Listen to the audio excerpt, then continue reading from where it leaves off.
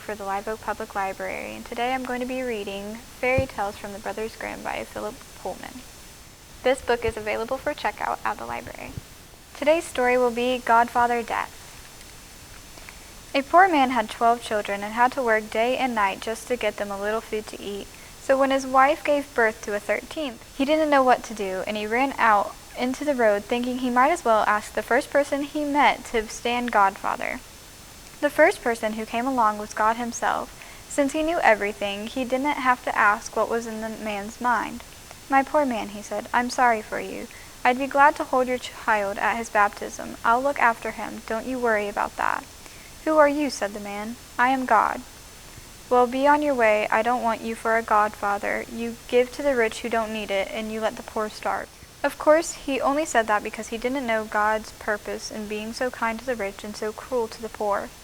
He went on his way, and the next person he met was a gentleman dressed in the finest clothes. "I'd be glad to help," he said. "Make me your child's godfather, and I'll give him all the riches of the world, and I'll make sure he has a good time too." "And who are you?" "I'm the devil." "What? I don't want you for a godfather. You deceive people and lead them into sin. I've heard all about you." So he went on, and the next person he met was an old man tottering towards him on withered legs. "Take me as your child's godfather," the old man said. "Who are you?" "I'm Death, and I make everyone equal." "Then you're the one," said the poor man.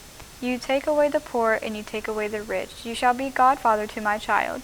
"That's a wise decision," said Death. "I'll make your child rich and famous. Anyone who has me for a friend can't fail."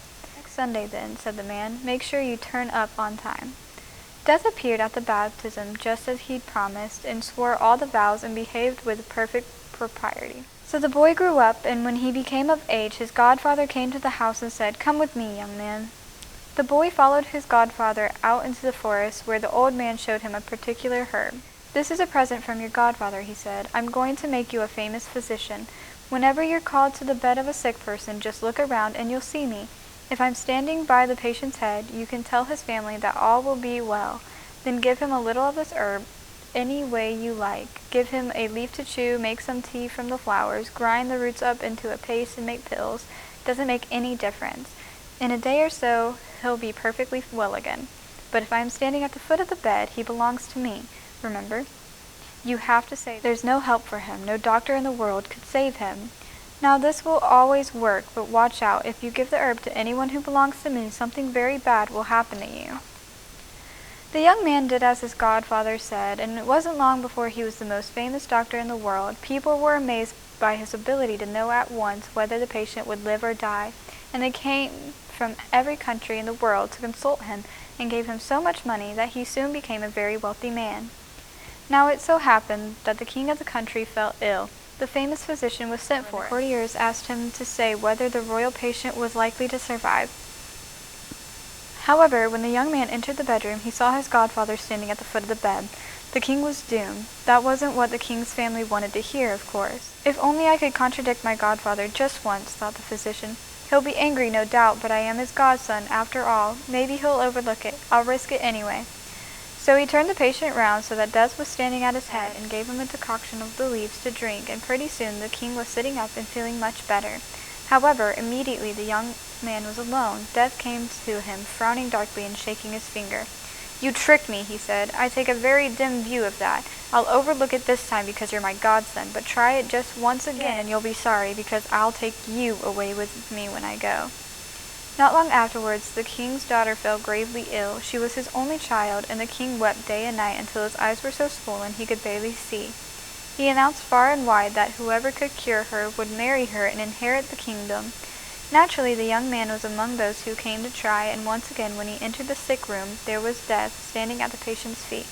This time, though, the young man hardly saw his godfather, because after one look at the princess's face, he was lost. She was so beautiful that he could think of nothing else. Death was frowning and snarling and shaking his fists, and the young man hardly noticed. He turned the princess round, gave her 2 pills, and presently she was sitting up with the color returning to her cheeks. But Death, having been cheated for a second time, was in no mood to wait.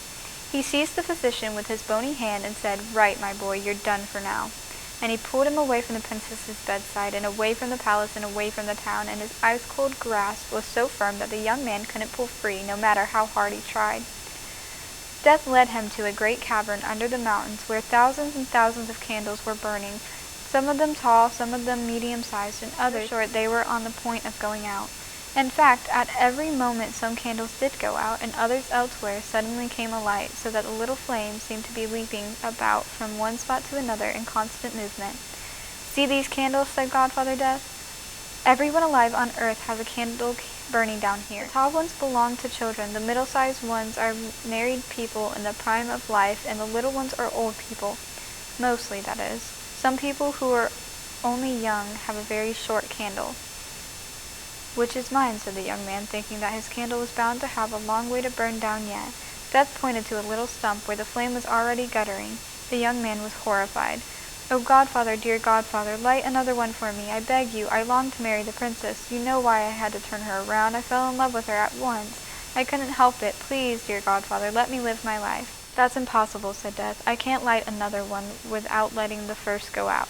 "Oh, I beg you, please, put this one on top of a new one so it can carry on burning when the first one's finished." Death pretended that he was going to do that, and he took a new long candle and set it upright before taking the little stump that was nearly out. But he was determined to have his revenge, and in tipping it over to light a new one, he let the old flame go out. The physician fell to the ground at once, for he was equal to everyone else. He had fallen into the hands of Death. Thanks for watching. If you enjoyed this video, make sure to look out for more from Swanee River Regional Library in the future.